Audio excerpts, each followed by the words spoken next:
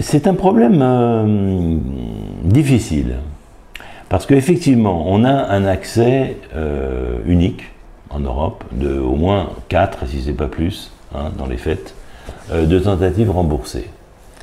Ce qui a un effet très positif, bien sûr, mais qui a aussi un effet délétère. C'est que de plus en plus, les gens considèrent que c'est un droit, puisque c'est remboursé.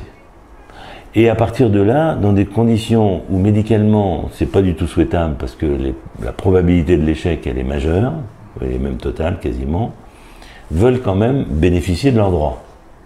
Et du coup, on voit bien, si vous voulez, qu'il y a une espèce d'augmentation de l'âge, d'abord, des patientes ayant recours à la fécondation in vitro, pour des résultats qui baissent automatiquement, pour elles-mêmes.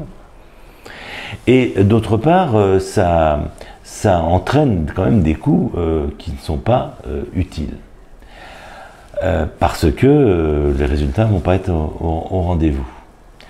Alors, que faire? Faut-il limiter et dire que finalement, bah, écoutez, oui, les gens, pour beaucoup, après 2 tentatives, pourraient aussi participer? Faut-il qu'ils participent complètement, pas complètement, comme en Angleterre, comme en Allemagne? C'est un vrai débat. Moi, je ne serais pas complètement opposé à ce qu'il y ait une rediscussion de cela.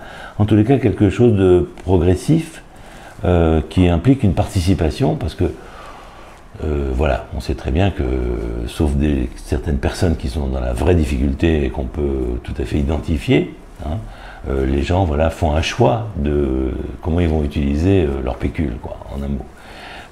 Et on voit bien que lorsqu'on est obligé de passer à l'étranger pour telle ou telle pratique, finalement, il y a quand même beaucoup de gens qui y vont, hein, même si c'est pas remboursé. Ah oui, ça, oui, donc, voilà, je pense que ça n'existe nulle part dans le monde, et c'est toute une réflexion, si vous voulez, hein, qui est un peu dans le cadre de la médecine aujourd'hui. On veut effectivement que le rapport médecin-patient change, ce qu'il a changé, il est en train de changer, peut-être pas suffisamment. Peut-être que les rapports de participation, y compris financière, doivent être aussi revus au bout d'un certain temps. Je ne dis pas qu'il ne faut pas envisager, je dirais, 2 tentatives, voire 3, enfin 2 tentatives à 100%, 3e à 80%, 4e à 60%, tout ça ne me semble pas totalement ridicule. Alors justement.